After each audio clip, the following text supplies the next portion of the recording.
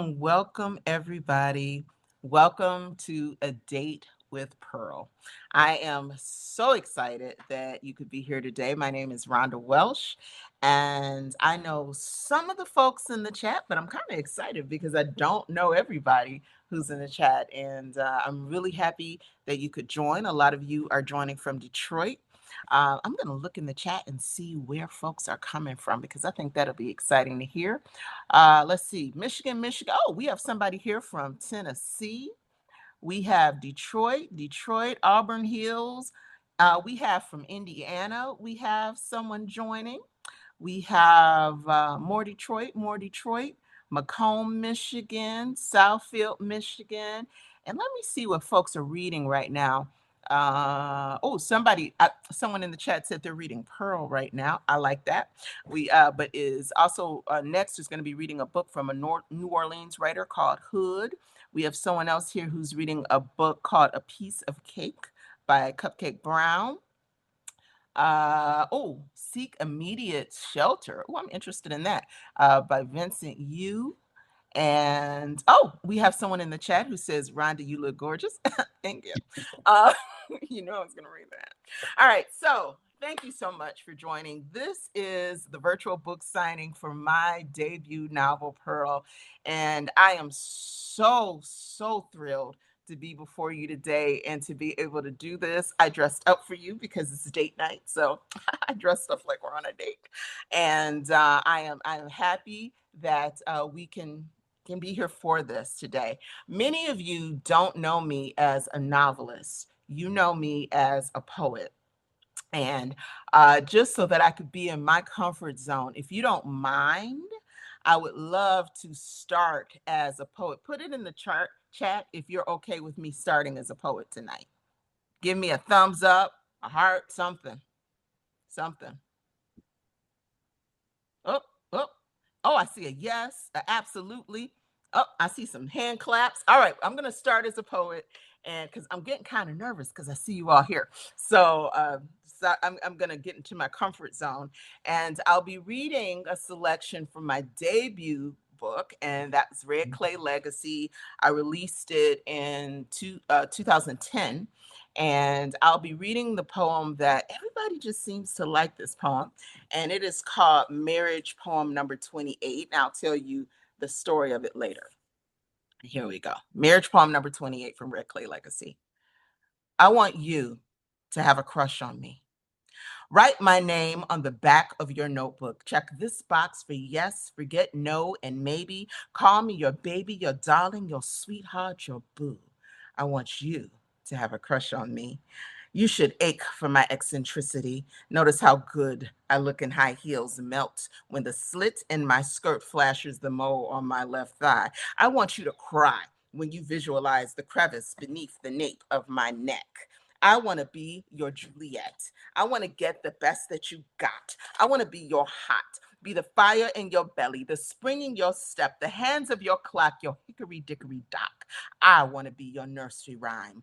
Take you back to childhood places before rat races and urban spaces got you down, before politicians started to clown and left the country in recession, before the economic collapse. I want to be your relapse, have you snorting and smoking and drinking thoughts of me. I want to be nectar to your honeybee. I want you to have a crush on me. Feel a rush when I just be doing simple things like folding the clothes or brushing my hair. I want to know the weight of your stare. When I walk out of the room, feel your eyes on my behind. I want to be the kind to make you blush, bring a hush to the worries clouding your brain. I want to be the one who makes it rain. Forget the clogged drain and mortgage payments. Disregard troubles and relatives' arraignments. I want you to remember the old you and me. Take you back to the feral and free. I want you to have a crush on me. All right.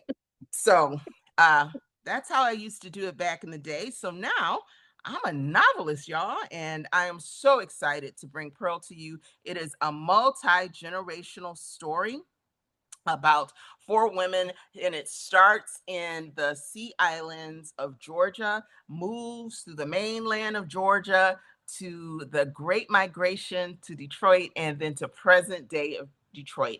It's focused on four women: Eliza, Perline, Mayruth, and Ray.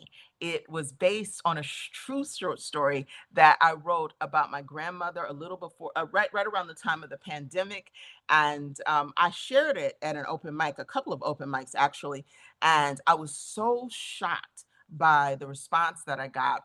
And there was one particular one at Third Man Records, and the room kind of, there was like a hush fell over the room, and I thought maybe I have something here. I originally wanted to write a family history, and that proved to be a little bit more daunting than I thought. I got like maybe 20, 25 pages of a family history. And so I thought perhaps what I should do is fictionalize this novel. So even though it's inspired by some true events and it's inspired by the short story, it is a work of fiction, and I am so excited to bring it to you. And I'm also excited that it's not just me talking to you tonight. I thought rather than have me ramble on and on for an hour and a half, because you know I could, I decided that it would be great for you to meet the individuals who helped make Pearl what it is. And those individuals would be Diane Reeder, Andrew Patterson, and Truvella Porter. And they're all here today. And I am going to start, and I'm having difficulty seeing right now who's in the room. Uh-oh. Yay, technical difficulties. Don't we love them? Throw some hearts up for technical difficulties while I try to see who's in the room. Okay, I'm just gonna ask. Diane, are you in the room? I am in the room, darling. Yay! Okay, good. Because I couldn't see you, and Oh, wow. I started to panic. so, so I am thrilled to introduce Diane to you. She is the CEO and founder of Written Images. She's an amazing freelance writer, and I love the way that we met. We actually met at a church conference. Many years ago, and she was doing a women's it was for a women's retreat, and she was doing a workshop on how to write a book, and they elected me as her assistant for the day. And she was saying how she was going to be writing a book called Listen. Yep, Listen. yep. And I was like, hey, I want to write a book called Sailor. I did write that book and never saw the light of day. But when Red Clay Legacy came into being, I remember Diane, and I asked her if she would be the editor for Red Clay Legacy, and she was, and she's the person who helped me shape the book. She also shaped another book that will never see the light of day. It was poems after a breakup. It was sad stuff. All Anyway, right. the world didn't need it. Very dark. The world didn't need it. Thanks, Diane, for editing. But when it was time for Pearl, I knew that Diane was the person that I wanted to work with and who could help me bring the story to life, and particularly because Diane specializes in dialects. Please remind me of the name of your book.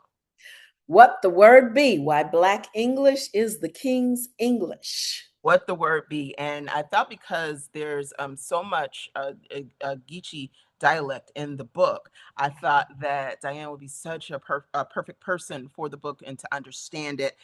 And so, Diane Reader, everybody, throw up some applause because she's worthy of it. Hey, guys. You know what, Diane, you know what? Before we do that though, I think that no, we'll do that. No, I'm going off script. Forget it. We're going off script. All right. Okay. So, Diane, I just want you to answer a couple of questions just to help folks understand better about Pearl. When you first read it, what was it about Pearl that made you say yes to taking it on? I would say the complexity of the women's stories and how they weaved in and out, and how you could see threads of reasons why the women were as they were, what brought them to that point. It was fascinating to really get and identify with the insights. Um, uh, but in such a, so you don't really intellectually think, oh, I'm getting insights. You are Mhm. just so caught up in the story. But in the Mhm. process of the story, you get these aha moments, and you get Mm, moments where you identify with one or other of the women in some way. You mm, know, just about every woman has had a man to disrespect her. yeah. And hopefully, lots of women have had a man to truly love them and to Mhm, see I love the hopefulness of it. There's mm, lots of books now that are very dark. I mhm, find, and we love Oprah Winfrey, but I find that many of the books that she selects are yeah. dark. Yeah. She selected one called The Book of Ruth, and I just slogged through it. And at the end, it was just like, is that all there is? There was no Yeah. hope. There Yeah. was no insight. There was nothing. So that's what I liked about yours. The hope at the end, Um, the very the very realness of the experiences, and the visceral way you describe them. Oh, thank you. Thank you so much, Diane. So, one of the things that you really pushed me to heighten, and it's interesting you started talking about the hope, was the love story between Eliza and Hosea. Mm. And you really pushed me to go further with that. What did you see there that I was missing? I wanted you to show rather than tell, I know. because you said, "Oh, they loved each other, blah blah blah." No, you gotta make the reader feel it, and you did that. You did that. That was challenging. I was like, but I said they loved each other enough.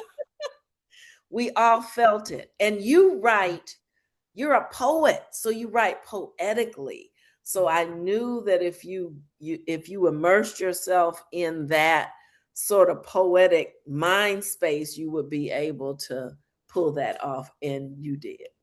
You also pushed me or suggested that Mhm, I heightened the love story between Perlene and Isaac, and it mhm, was interesting because that was a harder one to do, and mhm. when I reread it, I'm so glad that you did because it brought it like you said, it brought some hope to the book Yes, because yes. there was a point before I brought you in. I'm like, this is dark. It Yeah. started out pretty dark. And so I really appreciate how as a developmental editor, that is one of the things that you kept encouraging me to do was to bring light and to bring hope to the book.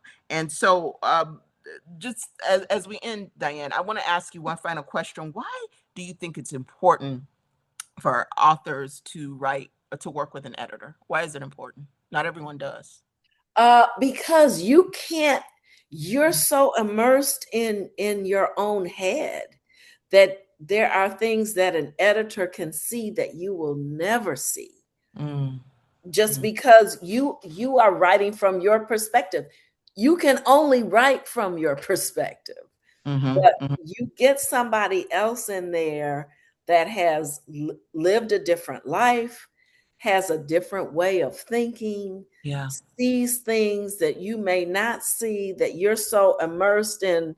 Sometimes you're so immersed in just trying to get it done and then you're relieved when you're finished. And Mhm. so you can bring somebody in that says, hold up, there's a thread here that you need to pull. Yeah. And so Yeah. that is the value of an editor. And that is what I appreciate so much about the work that you did with Pearl. There was so much in terms of even the chronology of Mm, events. You yeah, know, that I was am not an extremely linear thinker, yep. and so sometimes the book reflects that. I was like, what? Are we back in Keep up, 1940? keep up with me. And so I really appreciate how you urged me to really get the chronology of the book together and to really just make logical choices about when things happen. I really appreciated that. So thank you so much, Diane. And I I got actually, one more thing to oh say, yes, and yes, please, that's yes, just, and it's not long. okay. My favorite, I was going over it today. My favorite line in the book The future does not close, it widens. Mm, That's the book in a nutshell. mm, mm. I'm, wait, I'm quoting you. I'm quoting you. That'll be up on my socials tomorrow. That's My your very that's your last line, quote girl. is That's your line. yeah, no, thank you. Thank you so much, Diane. And so talking about shaping the book and making certain the things are accurate and the pieces that I could not see. That was some of the work that I did with my proofreader for the book, and that would be Andrew Patterson. And I'm going to tell you, I met Andrew in a very unique way. I was basically, I had done a lot of the developmental work for the book and had laid it out and realized I'm going to need a proofreader for this and had no idea where to go or who to talk to. And I went to LinkedIn and typed in proofreaders. And so found some people. They sent me some samples. I am sorry to say they were all trash, except for the sample that I got from Andrew. And Andrew really understood, I could just tell by how he put together that sample. He understood the book. So, Andrew, you were an answered prayer, and I really appreciate that. And would just did you how is proofreading different from editing? I would say proofreading is technical based, it's external focused, and it's surface level. Mm, So proofreading addresses, what the reader sees in order to comprehend what's on the page. And it, you need all those things so a reader can actually understand what they're reading as they're going line by line. I would say for editing, that takes on many different forms, like we had touched on with developmental editing, line editing, and copy editing.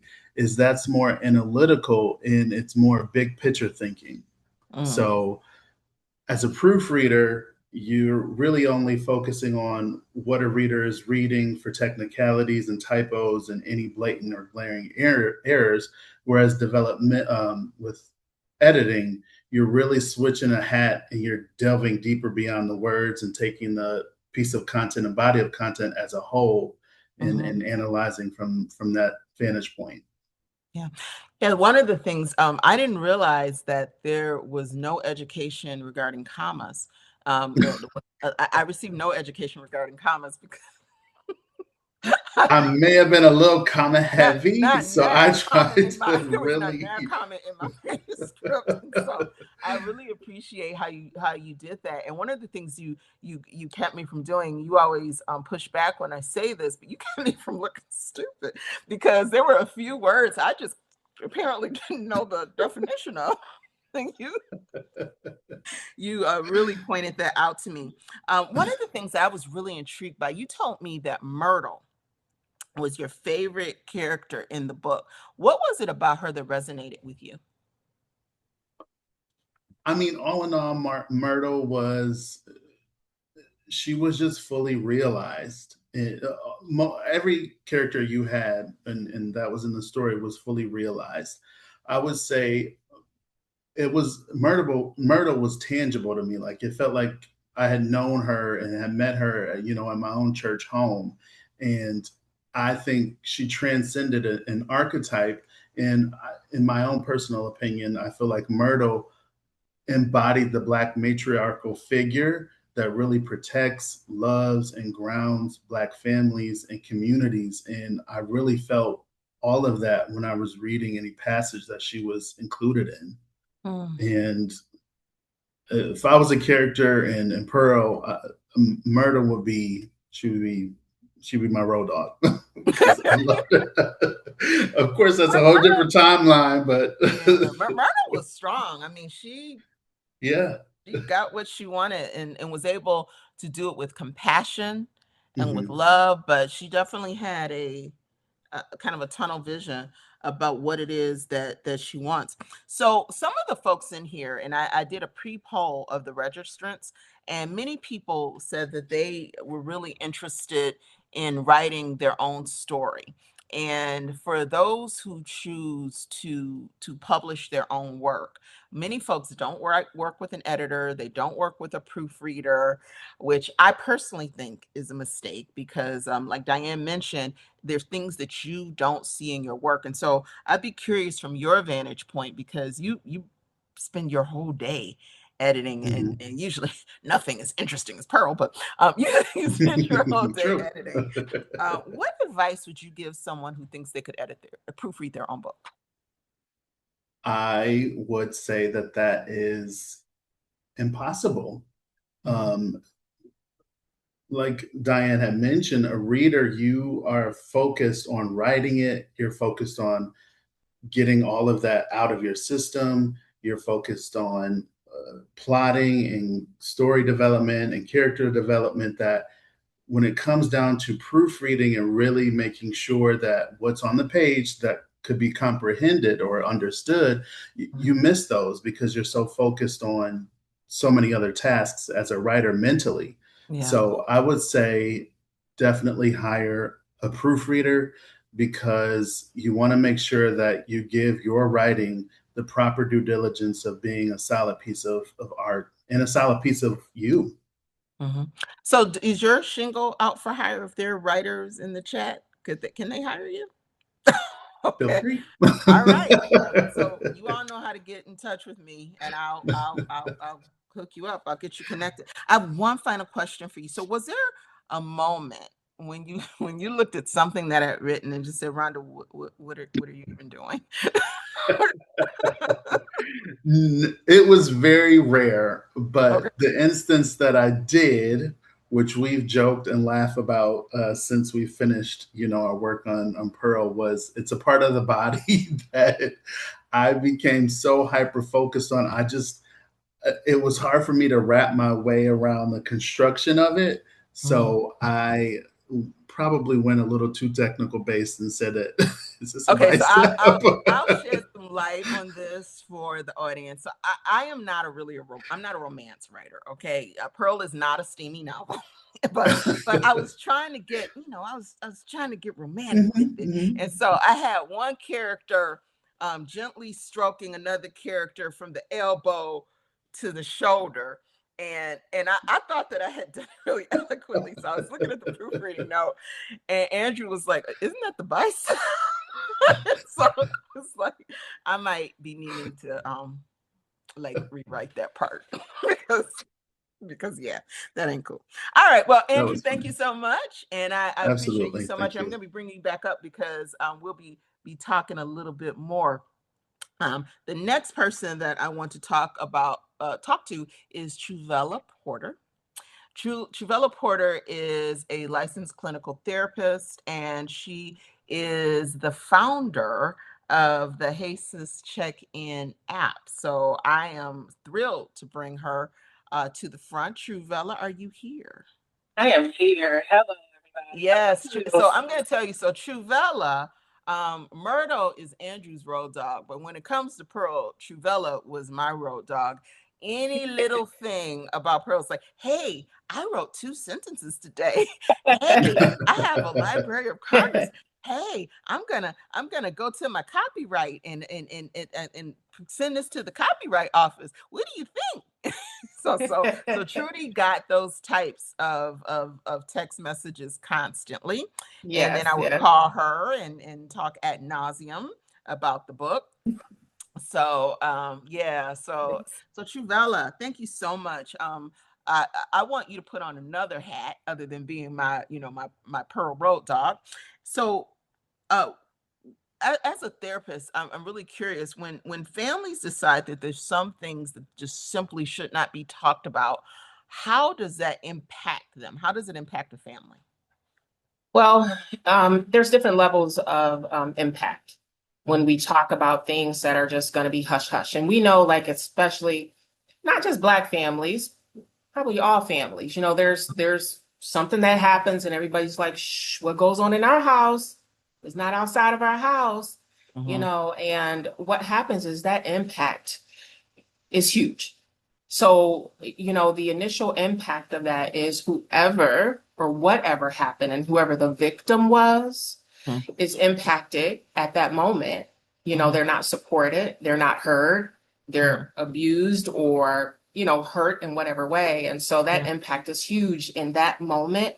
But then what happens is there's that generational impact. Mm. So it goes down the line of the family, you know, Yeah. whereas that victim then has a child or abuses another family member or somebody else, and it Yeah. just keeps going. So, you know, it's important that, you know, families allow for things to be talked about, you Yeah. know, and for things to be shared in a healthy way, but for things to be shared, even if it's within the family.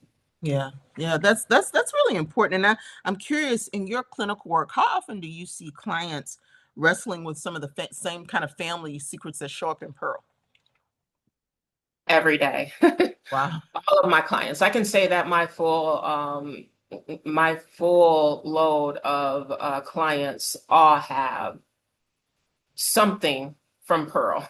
Mm. Some of the events, some of the things from Pearl. I know Diane mentioned earlier about like all of the Black women in this family have experienced just huge disrespect, you Mm. know, and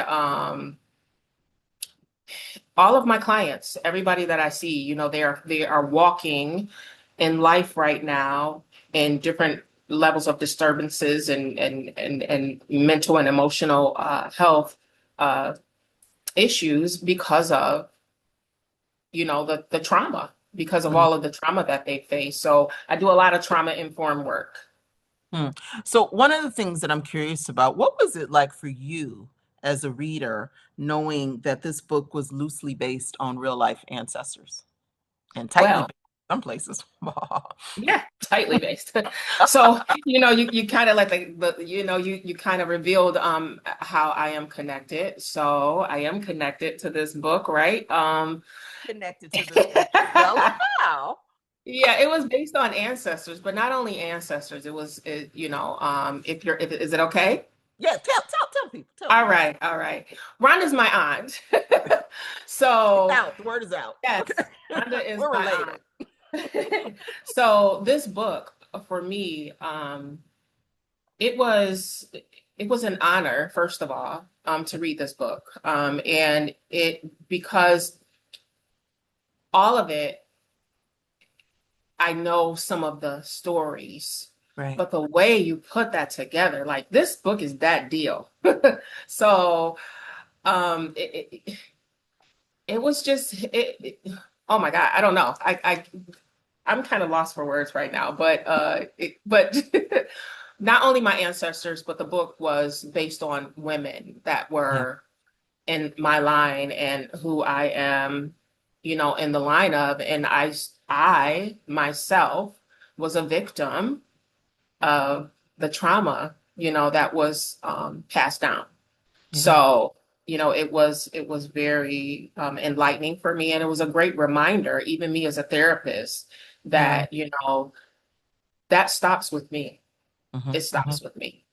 So one of the things that I really wanted to do in the book is shed light on traumas, and also shed light that healing is possible. And I will Mhm. say, one of the things for me personally, I feel like working on this project was one of the most healing things that I could have done. I've been writing for about 4 years now, and there are so many things that and I actually had a conversation with my mom about this today. There are things that I probably not probably I did that I held against my mom that I can imagine holding it against her because I understand her story. And probably one of the most healing things that your grandma, my mama said to me, and my mom's 91 years old, and my mother said that reading this book helped her understand her mother, and that she felt closer to her mother now. And that was everything. That was everything to me, to know that my mom could really face, you know, some of the circumstances that happened, circumstances that were like the circumstances that happened, and stand 10 toes down and be so supportive of the book. My mom was one of the first donors for the book, and that just meant everything to me. So, Juvella, before I let you go, I want to ask you one more question because um, Pearl actually came into the world at the same time as your app, Check In. Jesus Check In. We've been calling them like twins, Yes. because they were born the same. What were they? They were born the same day. No, one day after the other. The One book day. went to the printer the June 30th, and that's when I released the digital edition. And then on August 1st, Jesus Check. Tell us a Yes. little bit about Jesus Check In. Yeah, so Hey Sis Check-In is an app that was created. First of all, I created the app because I was just playing around with coding, and I'm like, hey, this is kind of cool. Let me just kind of play around with it. And I actually created it because I needed it. I needed it for me. I had a therapist, but I'm like, you know what? I need something for some emotional and mental health hygiene. Like I need to do something every day. And journaling is cool, but I'm like, I want something a little cooler. So I created an app for myself and my usage. And then this thing just started growing and growing. And then I'm like, shoot, I want to share this. I want to share this with the world. And I started to, because it started to help me so much Mhm. and what it grew into, I said, you know what? I know people personally who this would help. And Mhm. so then I started building this thing and doing more coding. And I'm like, I want to release this to the world. And so this app, what it does, it's a wellness app, not to be a replacement for therapy. I will say that again. Do not use this app is not meant to replace therapy. Right. Therapy is very important with in person, face a person to person. But it's a wellness app. What this app does is it allows you to go in. You can journal in this app.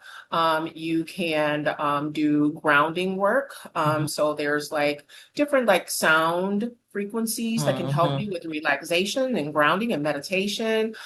You have emotional check-ins, you have body check-ins, and then you have entries that Yeah. where when you enter certain things, you have it's a personal response. Yeah, that's my favorite thing. I love the personal response you get, and one of the other great things about Hey Sis Check In is that it even gives you an affirmation for the day Yeah. tailored to what you're dealing with. And Mhm. I love that these two things were kind of born at the same time because we kind of they kind of what both created was in response to a lot of the same things at the same time, Absolutely. but just kind of Yes. in our Yes. respective kind of genres. I wish the characters of Pearl could have had Jesus check in. Yes. That would have been cool. All But right, thank you yeah, so man. much, Truvella, and thank you, Andrew. Thank you, Diane. And I think that we've been talking about Pearl so much. I think now is a great time for you to hear a little bit from Pearl. I'm going to turn on my light because it's getting dark. Oh, okay. Yeah, that's good. It's getting dark. All right. So here is an excerpt from the novel Pearl. Isn't She Lovely? Detroit, 1975. It had been 8.5 years since May Ruth had given birth. Ray was a sweet thing with pretty brown cheeks, nonstop chatter, and Pearline's unmistakable smile. The child used it freely, like God had given her joy and on discount, and she intended to share it. With both her son and husband gone, May Ruth needed all the joy she could get. The grief hit her at the oddest times. Sometimes the little girl's questions and chatters were too intense, but days like this one were good days. Saturday had its own rhythm.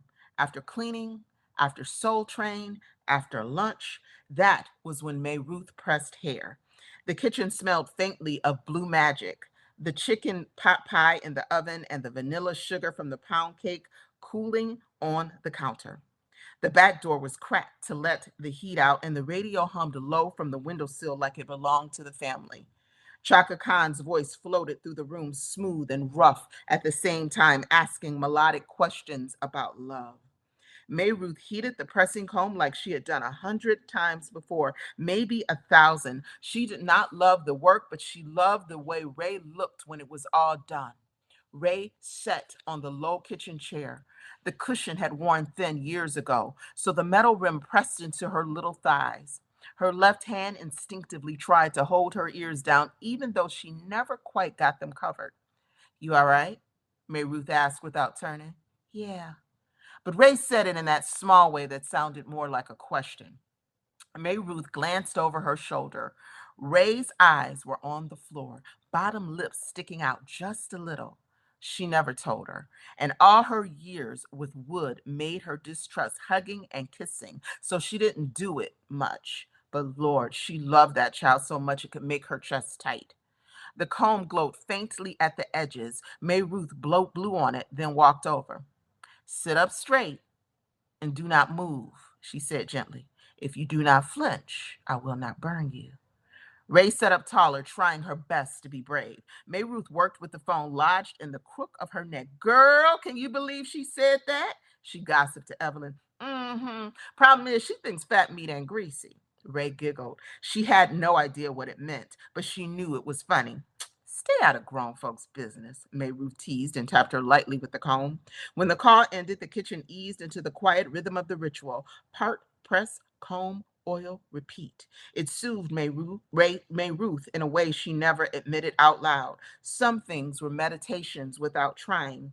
You got thicker hair than me and your sisters put together, she said after a while, a little laugh in her voice. I don't know where all this came from. Daddy, Ray said brightly. Maybe. You always say that, Ray said, smiling up at her. Daddy got good hair. May Ruth tried not to smile, but girl, hush, all hair is good hair.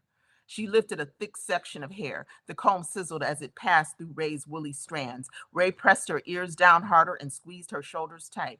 Relax, Ray, May Ruth murmured. I'm not going to burn you. Ray breathed out, and May Ruth kept working, her hands moving with muscle memory and love. I used to hate this part, May Ruth said almost to herself. When I was a little older than you, I would cry before my stepmama even took the comb off the fire. Myrtle never pressed her hair because she said it was sinful to change what God made. But Aunt Big Babe liked girls to look stylish, so pressed hair it was. Ray turned her head slightly. You cried? She whispered. May Ruth paused, her hand resting on Ray's warm little shoulder. Yes, I sure did. They settled into silence again, the kind mothers and daughters understand without speaking. The song changed. James Brown strutted into the room. Get on the good foot. Ray's foot tapped against the stool without her noticing. May Ruth grinned, then watched Ray's head start to bob. Keep your head still, Ray, she said. Lord, this little heifer loves her some music. I like it straight, Ray said, trying to be helpful. You do not have to like it straight all the time, May Ruth said. You're just a little girl. Wear how you feel. Ray looked thoughtful, like the idea had never occurred to her. I do like cornrows. They make me African. Child, where you hear that? And May Ruth burst into laughter as she set the comb down and brushed Ray's hair one last time, smoothing it into two shiny ponytails. There, she said, it looks good. Thank you, Mama, she said and blew May Ruth a kiss. May Ruth giggled at her little happy girl. She watched Ray hop down and check herself in the hallway mirror. She tilted her head left, then right. Then her little face softened. You cry sometimes? She said softly. Still? May Ruth looked out the window. The afternoon light had shifted. She turned back to her baby. Yes, she said, I do, just not where people can see. When Ray's twin brother, Jacob Isaac, died, she didn't let one soul see it. She did it on the bus going to work or when she was up late baking a cake for the Sunday school department. She never did show it. She never did tell it. She didn't even tell herself, but the tears would betray at the most inopportune times. Ray bore the brunt. She was dark and strong. She looked like Pearline, Wood, and Joseph all in one. Her other baby's resemblance to her own daddy made her love him more. She tried not to think about how that fat baby Ray had stolen all the nutrients from Jacob Isaac. She tried not to hate the child whose very existence reminded her of grief and dreams deferred. Whoops, I dropped a piece of paper. Technical difference. See, this is what happens when you have a real time reading. Hmm. Hmm. Wow. Okay. Well, that's a suspense point because I can't find the piece of paper with the rest of the chapter. So now you just got to buy Pearl at crimsoncardinals.com. Wow. This is a live show, y'all. All right. So we're going to move on to the next piece of our virtual reading. And we are going to have a quick little poll. And our poll, can I see the poll, please? All right. And I feel like I should be humming music. Da, da, da, da, da, da, da, da. Wait, I might get a YouTube strike for that. Never mind. I won't hum it.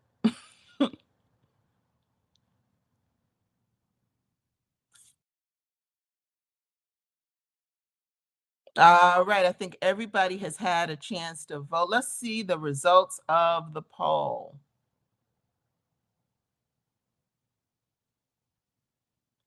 All right. So, what most gets in the way of telling your story? For 23% of you, who has the time to write? For 15% of you, how do I begin? For another 15%, fear, and more fear. Thou hast not been given the spirit of fear. But anyway, 38, I start things, but I don't finish them. I'm feeling that. And for 8% of you, I haven't found the right form yet. All right. So hopefully, as you see these answers, you'll see yourself in these and know you're not alone. And before we talk about writing your own stories, I want to bring all of our panelists back and we're going to talk a little bit. And this won't be quite so structured. And for some reason, I can't see everybody, but that's okay. Anybody jump in where you want to. Actually, I want to hear this answer from everybody. What surprised you about Pearl? Mm. Hmm.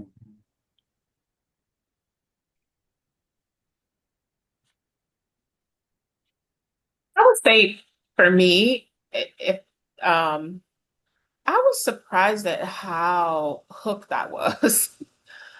I don't know. I was just like, Rhonda actually called me when I started the book, and I was like, I downloaded Speechify, I downloaded my own voice, so I was listening to it in my own voice, so I was like all in, and she was disturbing me, and I had to get her off the phone. I'm like, listening to the book, like I gotta call you back. We were meeting somewhere. I'm like, I'll be there. I'll see you in a minute, but I gotta go.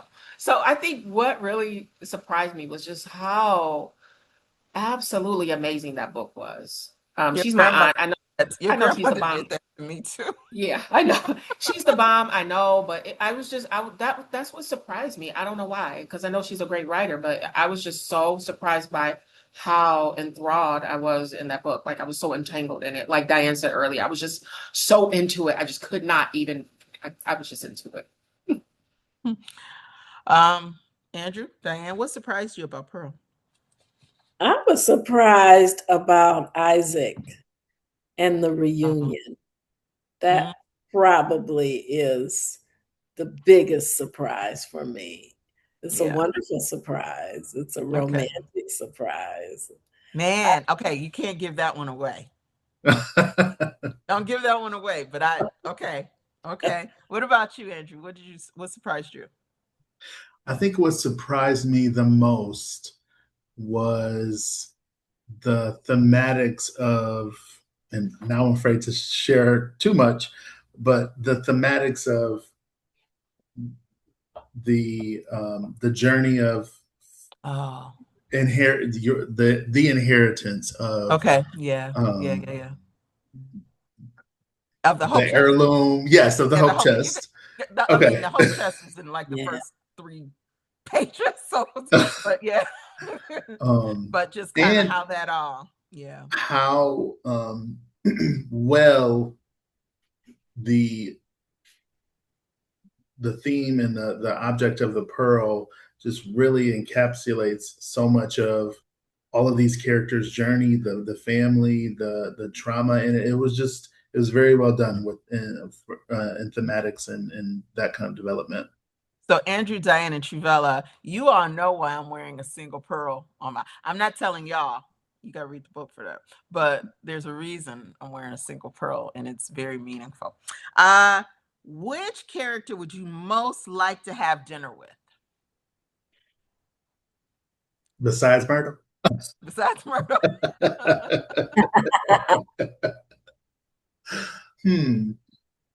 I have my answer. Mm.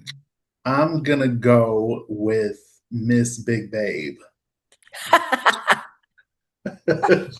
think that's I actually have it the passage of her introduction here because it was so well written, and again fully realized that I'm like, Big Babe was right there in front of me. So if at dinner or wherever we're doing, I would be fully there, enjoying my time, and that sharp tongue. So Truvella, Trudy Truvella, same person. Interchangeable. Diane, who about you guys? Who would you like to have dinner with? Most have dinner with? Poor Joseph. I Oh, felt so bad for Joseph. I really did. yeah. I'd like to know a little bit more about him because he Yeah. was intriguing to me. Yeah. Yeah, Joseph was definitely based on someone from my real life who I adored. Mm. Absolutely adored. And I think for me, it would have to be Eliza. I think she captivated me the most. Probably because I'm a therapist, but she did. But she did. She captivated me the most. Like man, she was like the start of the whole thing, like almost, like she was the start of it. And in the end, there was a revelation of whatever without giving it away. But gosh, like Eliza, I would love to be able to sit down and just like, just have a one-to-one with her. She was my favorite. So which character would you guys absolutely not want sitting next to you on a 6-hour flight? Richard. Richard, me too. Richard, I don't want. Yeah, I'll go with that one. Yeah, I think I'll go with that one too. No, I changed my answer. Clement. Yeah, he was kind of rotten too. Yeah. I don't know. Yeah, Richard. Clement. Yeah, Clement, no. What is one word you would use to describe the book? Say it again. What is one word you would use to describe the book? Rich. Mm. Oh, you took my word, Diane. Yes. Oh, wow. Yes. Oh, you're saying that I like rich. I hope the book makes me rich. Rich. I do too. Thank you. Yeah. Let's put some riches in the chat. Let's speak riches over my life in this chat. No. One word. That's Yeah, I know amazing. the proofreader and the editor in me is like literally going through so many dictionaries. Yeah. I'll jump on the rich bandwagon. I like rich. Yeah. I like Me rich. too. Sure. Very, I That like was very. perfect. Let the I book like make rich. me rich. Yeah, I like rich. Okay, I see a rich in the chat. Thank you, Latanya. All right, so and so we are going to move on now. Oh no, I have one more question for you guys. One last question. What do you think readers will be thinking about a week after they finish the book? Healing. Their own lives. Yeah, I was gonna say maybe they would be impacted by wanting to really look at their own families and their own family connections and relationships to see what can be fixed or what can be I don't want to say fixed, but what can be nurtured and healed. Exactly. Yeah. It's interesting. After reading Pearl, it's made me read. I've read probably like 3 or 4 books after finishing it, because it's like I want to read all these other authors now. And so I've been just reading. And I've been reading a lot of like family story kind of books too. So Pearl has incited kind of an appetite in me for more books. And so speaking of books, several of you who are in the audience today mentioned that you are interested in writing your own story. I want to do a quick poll before we go to this game we're going to play. And what most gets in the way of oh, I'm sorry, not that one. Um oh shoot, we already did it. Lord. Oh well. Anyway, that's all right. I know what most gets in the way. And some of you said fear. Some of you said not having the time to write.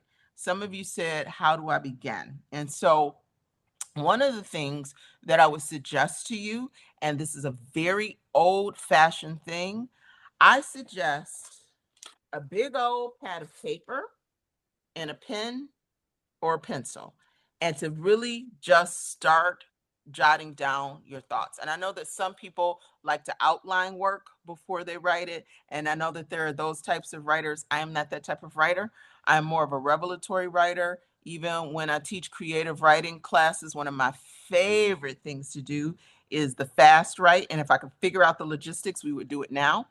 But I love to just put the pen to paper and just let it go where it's going. I actually have started my next book, and I've written 300 whole words to the next book, because being so immersed in Pearl, it's pulling stories out of me. And now I want to just keep telling stories. And I just suggest putting pen to paper, and it doesn't have to make sense, because there are probably about, I don't know, 60 drafts of Pearl.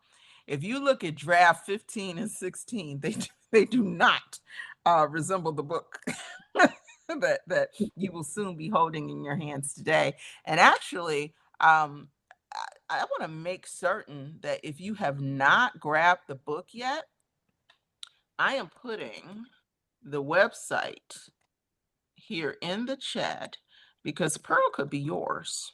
Yes, it could. Just go to crimsonkairos.com. You can have Pearl before we finish this virtual launch.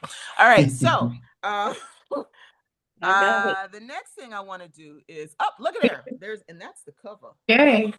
That's the cover. You can have it on your phone. You can read it on Kindle. You can read it on Apple Books. You can read it on Google Books. You could put in a Speechify and give it different voices. I like giving it British voices, which is so funny to me.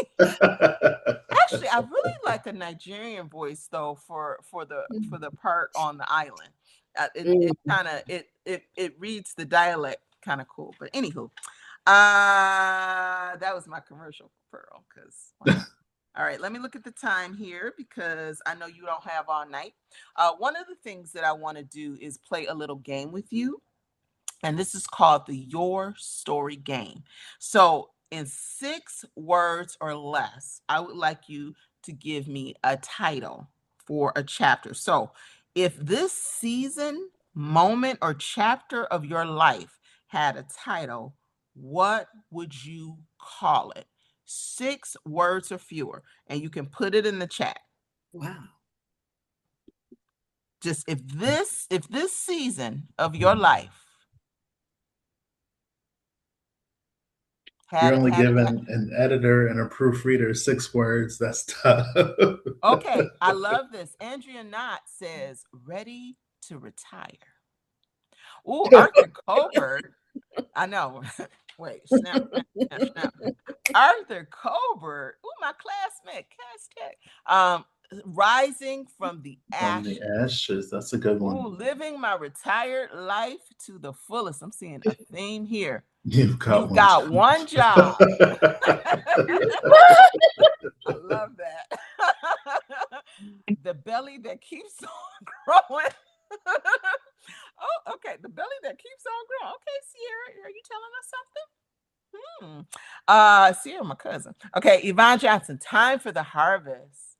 Ooh, Truvella Porter, that peace is mine. I love that. Donna Charles, ain't too loud to be. Belinda Jones, Breathe and Reset. Ooh, Darnell Johnson, Prelude to a Breakthrough. Wendy, I can't, ooh, Fruitful. I love one word. Debbie Moffat, Hanging On to God for All. Ooh, I like that.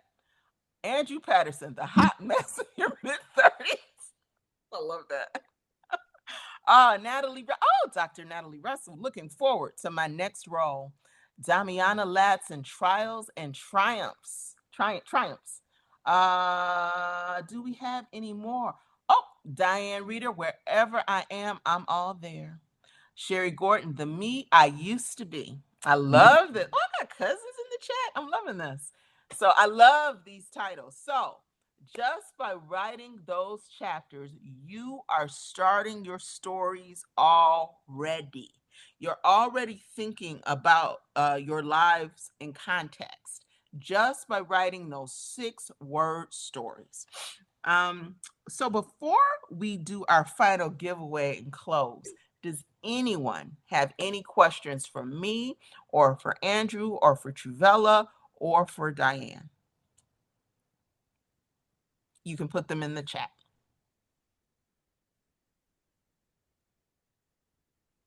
I mean, it's okay if you don't have questions. No questions? Going once, twice. Andrea Knott.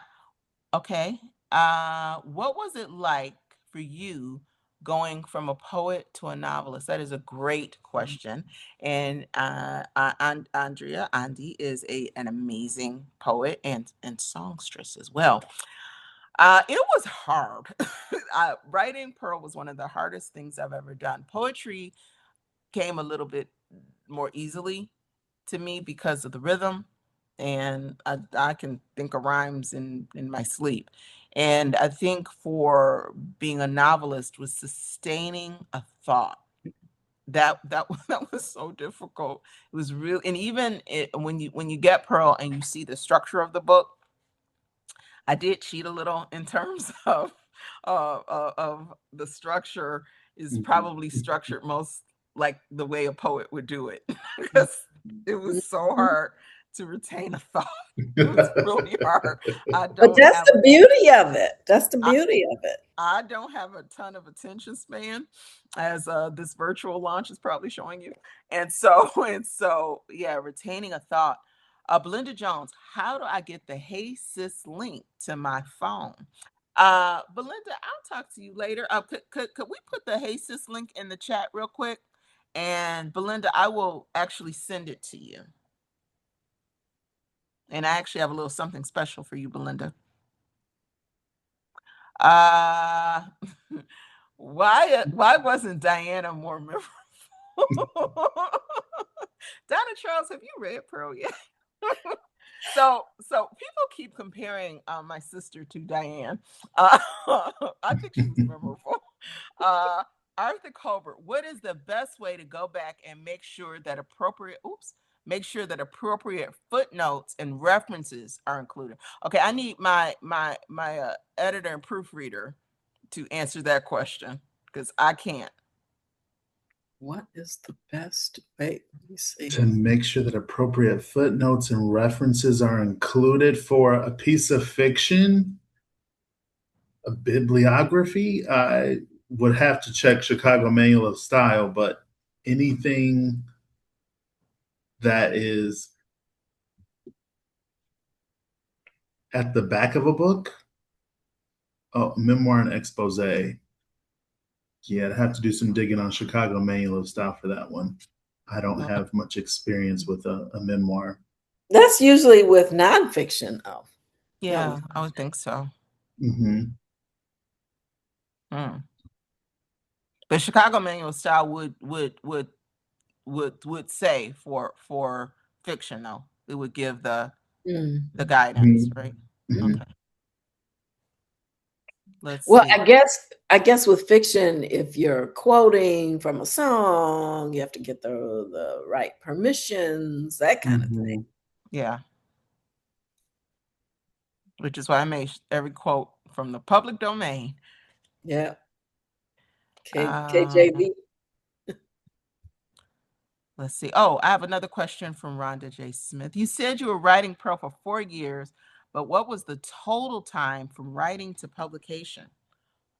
Um, about 4 years. About 4 years, because I started working on it, and then I think last year, last July, was when I got super, super serious. I took a week off work and took a sabbatical that distressed my entire world, because I had an away message on my text messages. I did not talk to people.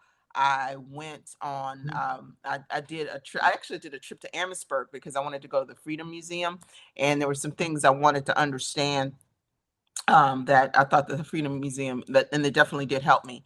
And there was a lot of research on the book. So I would say there was this 1 year of like a serious, serious push on Pearl, but it was 4 years total. It was 4 years total. Let's see. I think that's it. No more questions? No more questions? What words of wisdom, Debbie Moffat asked, what words of wisdom would you offer to new aspiring authors about their personal intelligence and AI? Hmm. I I don't know. I'm thinking that that might be a Diane or Andrew question. I'm really struggling with AI. Somehow Same. I lost the video, so I don't know if you all see me or not, but I can I'm see. We can see you. I'm really struggling with AI and I use it, and it's very useful in sort of the grant writing work that I do and that kind of thing. Yeah. My problem with AI is now that I've seen what it can do, it tends to be like now when I see a piece of writing, I know when it's AI. Mm-hmm. Yeah. Mm-hmm. And the uniformity is troubling to me. Mm. And the loss of creativity and individualism. I think it's very dangerous when you start to get everybody thinking the same way, doing the same thing, that there's no variety, there's no pushback. Mhm. Um, and so for aspiring writers, I would urge them not to try to lean into AI for the creative aspect of their writing. I think where Really. AI was extremely beneficial, particularly in writing a historical piece, was research. Yes. Like it was Strictly researching. like even things that I had to research. I had to research a little bit for my first book, the poetry, but with this novel, particularly with it being set in these different time periods, there was so much I had to research. Like there's a scene where Perline is I had her putting rouge on her face. And I thought, oh, wait a minute, it's 1930s Georgia, because she would that would have been accessible. And so I had to do all this research about what might she use as makeup, and even like what she would press her hair with. I had her pressing her hair with lard, Yeah. and which I would never do. But but when I look historically, I had to look historically about what people were eating, because when I go visit Georgia, what people eat in this time period is very different of what than what they ate then, and so so it was fabulous for me for research. I mean, some of the research I was reading, actually dissertations were real helpful for reading about Milledgeville and reading about the Gullah Sea Islands, but wonderful. So to long, very, very, very long way of answering your question. AI is great for research, and I tend to agree with Diane for the creative. I am such a firm believer of getting ideas out by hand. There is research that shows the link behind thinking and the hand. And so being able to use your hand to write out ideas, there is nothing that substitutes for it. I But think our audiovisual IT person said it best. It doesn't have a soul. Yeah. Cookie cutter. Absolutely. Even Oh, those even all those flyers that AI creates, they all look exactly alike. Yeah. This is interesting. There's an answer in here too from Darnell Johnson regarding copyright material. Technically, it only covers human authorship. If you use AI to develop most of your content, it will not be covered.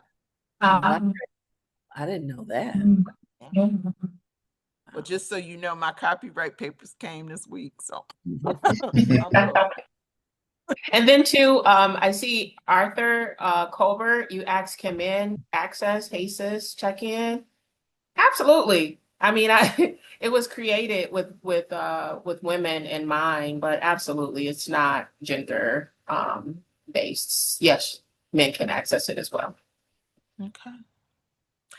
All right. Well, we are at about that time. It is 8:12. I promise to get you all out at 8:15. I mean, if you want to hang around after the recording for an after party, I literally have nothing else to do tonight. But I do want to be respectful of everyone's time.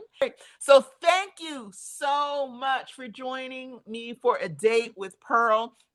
I foresee many in-person shenanigans, but this is a way for me to have connected with those of you who are out of town and who I may not see.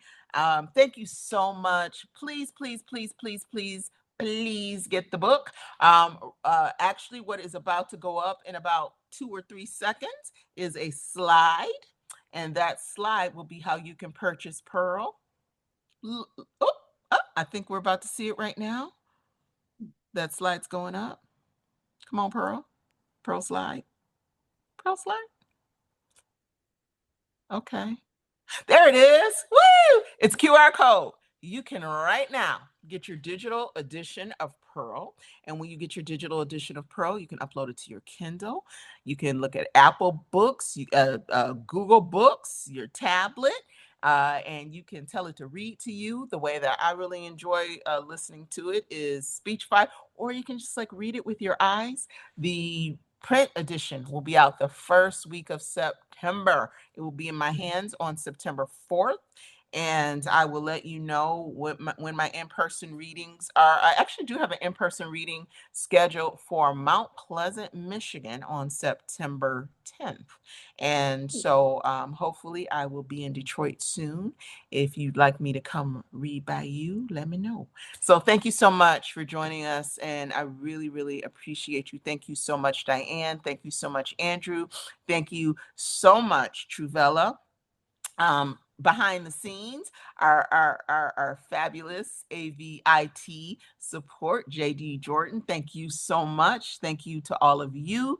I appreciate you, and I'll be getting in touch with you soon. Thank you for coming to A Date with Pearl. Thank you. You.